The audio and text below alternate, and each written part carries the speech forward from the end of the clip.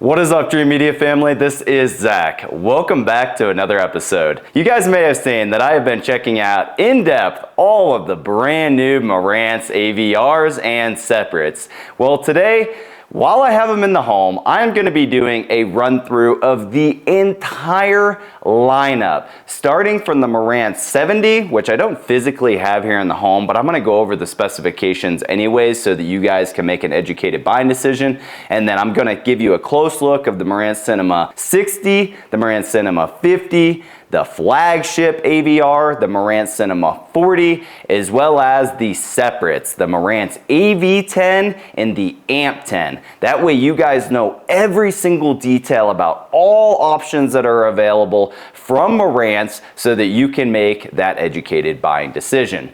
Now keep in mind, we are your nationwide go-to supplier for everything home theater related. And now we officially have an e-commerce store, shopdreamedia.com, where you can purchase and show your support. All right, guys, let's get into this video.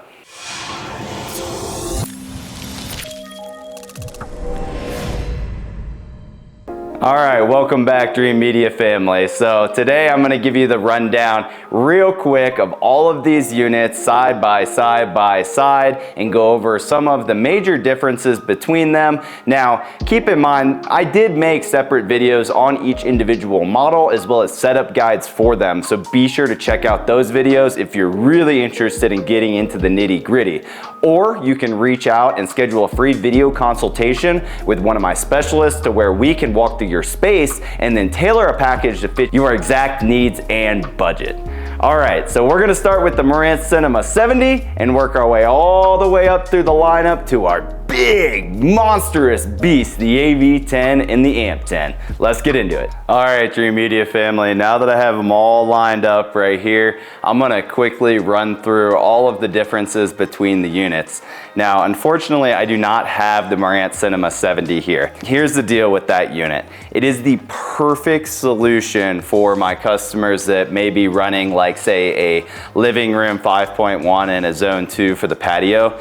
It's really compact and small, and it's like half the size of the Cinema 70 as far as the height goes. So a lot of you guys don't have big entertainment consoles in the living room. That 70 is an amazing unit. I really wish I had it here to show it in person, but it does have HDMI 2.1, DHCP 2.3, but it only has a total of 6 inputs and 2 outs. Only 3 of those support HDMI 2.1, which is pretty comparable to like the old SR series models, how they just started to introduce HDMI 2.1. So nothing wrong with that because a lot of your sources aren't going to have that capability anyways. And it's only 50 watts per channel versus when you go up to the Cinema 60, you're getting a total of 100 watts per channel, 2 channels driven 8 ohms. Whenever I'm saying how many watts per channel on these units, you always got to look at the specifications as to how you're actually going to configure it and how many channels you're going to drive when you have it connected to your end system. But all the numbers I'm going to be using are just 2 channels driven 8 ohms. So the 70 is 50. We go up to 100 watts per channel with the 60, and then the 50, which is the mid tier and one of our best sellers because it actually does have 11.4 channel processing. That 50 goes up to 110 watts per channel, and then its big brother, the Cinema 40, goes up to 125 watts per channel. Now, we have 7.2 channel processing here on the 60 as well as the 70, and then the 50 and the 60 go up to that 11.4 channel processing, but they're only 9.4 channel amplifiers. So you have a little bit more wiggle room if you want to add in separates, which I did do on this setup here, and I made a full video on it on how to set up like the audio control Pantages G4 to run my bed layer, and then I used the 6 built-in amplifiers for my overhead Atmos. And then I'm going to show in the future the detailed setup guide for the Dirac Live update when that becomes available for these more flagship AVRs. Now, this beast right here, guys, this is for my home theater lovers, guys who want a reference level home theater. It's still reasonable in cost once you get into the hi-fi range. It's really difficult to save things like that because it is still very expensive. We're talking about $7,000 US per unit. Whereas a lot of our high-end customers are using products like Trinnov that we sell, and that's even more expensive. So once you get up to this level, yes, this is still reasonable for what it has to offer, but it's expensive, guys. These are high-end components right here. But with that said, this thing packs a punch, and this is kind of an end game system. You could have this for the next 10 years and you're gonna outperform 99% of all your buddies and neighbors. This can do up to a 15.4 channel system. So as an example, you could do like a 9.4.6 Atmos system, which is incredible. 9 bed layers, 4 subwoofers, and 6 overhead Atmos.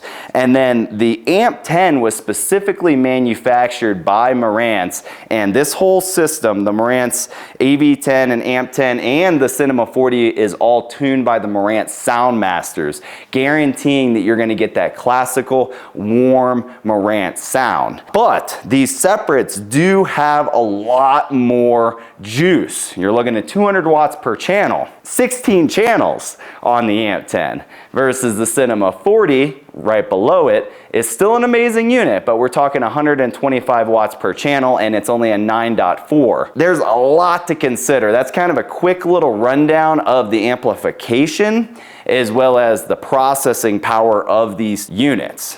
So let's go ahead and take a look at the front interface and talk about all of the options and buttons there. When you're looking at the Marantz Cinema 70 and 60, they're pretty comparable. Both have all of the same visual aesthetics, other than the 70 is in a more compact form factor and has smaller amplifier in it, but it does have zone 2 capabilities just like the Cinema 60. And if you look at the front display here, it has the same buttons. It has the phono port, the power button, input, volume control, zone 2 on and off, as well as our tuner, dimmer, status, sound mode, and our setup mic and USB.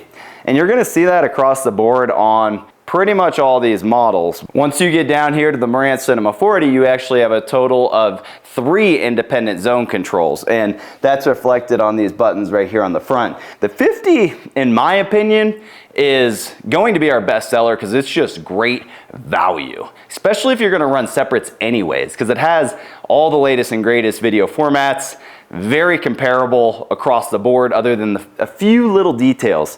Another one is the fact that the Cinema 40 actually has a backlit panel. This display illuminates. It's a gorgeous feature, and the Marantz AV10 and AMP10 also have that backlit LED. So if you're gonna have these units on display, it may be worth making the jump just for that visual aesthetic of having the backlit LED. It's a pretty cool feature. And the AV10 as well as the Cinema 40 both have this on-screen display and the ability to navigate the menus and go into the settings right here with your cursors, as well as setup, option, info, and back buttons. The Cinema 50 does not have that ability. Now the Marantz AMP10 is very minimalistic, and really this thing doesn't need to have a lot of buttons on it. It's just a power amp. Everything that's important is on the back side. But I do love this old school analog DB reader that they have on the front. It's just super sexy and gives you that classic Marantz look. These things lit up at night, whew, gosh man, they're a masterpiece. Now I'm gonna flip them around and go over the different connections on the back of the units. All right guys, I got the units flipped around. Now let's check out the back side of these puppies. This is really where all the magic happens. So starting at the top, working on our way down, I'll go over the Cinema 70 since it's not here. You're looking at very identical back panels.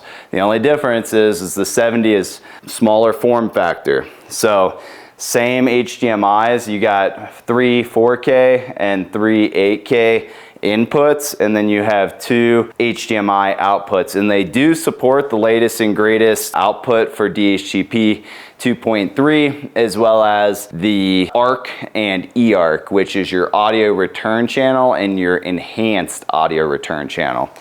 All of these devices have eARC built in, which is important because whenever you're streaming your content through your smart TV, you still want to receive back that audio signal from your applications and full Dolby Atmos. If you don't have eARC support on, say, your TV, it doesn't matter anyways. So you got to make sure that all technologies match across the board. The Marantz Cinema 60 does have comparable HDMI features to the old SR line, as well as the Marantz Cinema 70.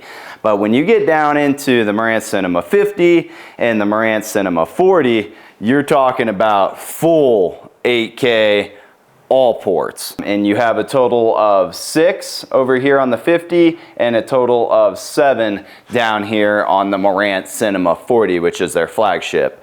Now, the reason I mentioned that the 50 is probably going to be our best seller is because not everybody's going to have 7 sources, and typically, you know, 6 is more than enough. The Marantz Cinema 70 and 60, as well as the 50 and 40, all do have analog connections in. One big difference between all these units, even the flagship AV10, is the Marantz Cinema 40 has component video inputs, which is a little bit old school, but kind of nice, because you may have a old gaming console or something that maybe is nostalgic to you that you want to integrate into the system, and it's nice that they still have those old school connections on a flagship AVR that clearly has all of the latest and greatest tech built in. It has everything packed right here into the unit on the Cinema 50 and 40, and same goes for the AV10.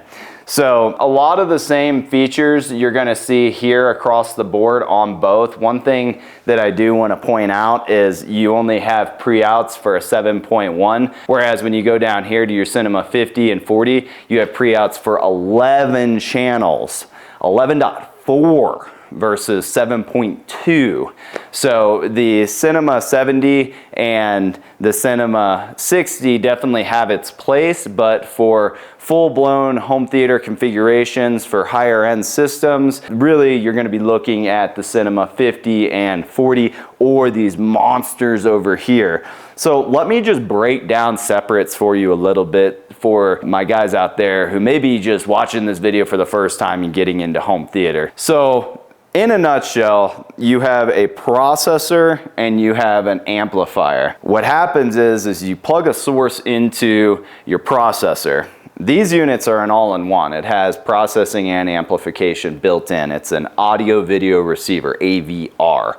These are called separates. So you plug a source in to your HDMI, and what it's going to do is it's going to break out the audio and it's going to break out the video.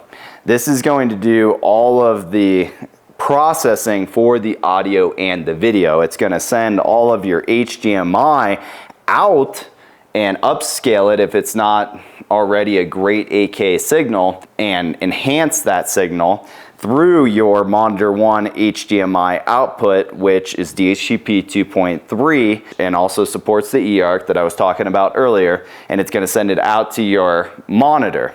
And then it's going to take all of your audio and it's going to process it depending on how you calibrate it and set it up, which I've done detailed setup videos for you guys so that you can see how to make those configurations. So stay tuned to the channel if you hadn't seen those already. I'm going to walk you through all of the different ways that you could configure it, because there's so many different options available. It can be a little bit intimidating. Here at Dreamedia, we strongly recommend Dolby Atmos because it is going to be your most popular surround sound format, and all large production films are outputting in Dolby Atmos these days. Even Netflix and a lot of streaming services are also doing Dolby Atmos, which is awesome. So once it processes the audio, it's then sending the signal out through unbalanced analog cables or XLR cables, balanced cables. We're always going to recommend balanced XLR outs if at all possible. It's sending the signal out through these XLRs or your analog connections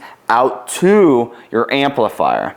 And then the amplifier is going to take that signal and power it up and send it out through these massive terminals you see down here. The same thing is happening over here inside of the AVR. It's just all consolidated into one unit. So you're just essentially getting a lot more juice and better quality by using the XLR outputs into a better quality amplifier. Marantz has killed it with this series, and they're here to compete in that high-end market, and they're showing us with this new reference series stack here. Also, there's some other little things I didn't point out. Like you guys can see, I have screwed in right here the Bluetooth Wi-Fi antennas. Like all of these units do have the ability for Bluetooth and Wi-Fi if you don't want to hardwire the unit in. There's also control options for RS-232, your DC 12 volt triggers, flashers, remote control. All of them have digital audio inputs. One big difference when you do get up to your separates is they have built-in audio in XLR connections for my hi-fi guys, as well as they have XLR outputs for your subwoofers, as well as the unbalanced RCA or analog connections. So just another level up, but pretty much the same features built in across the board. It's just flagship, top of the line, one level down, still guaranteed to give you that warm musical sound from Marantz. This is tuned by the Marantz Soundmasters, as well as this stack here. They don't really emphasize if these were or not. I just wanted to point that out because it is something that they advertise on their website with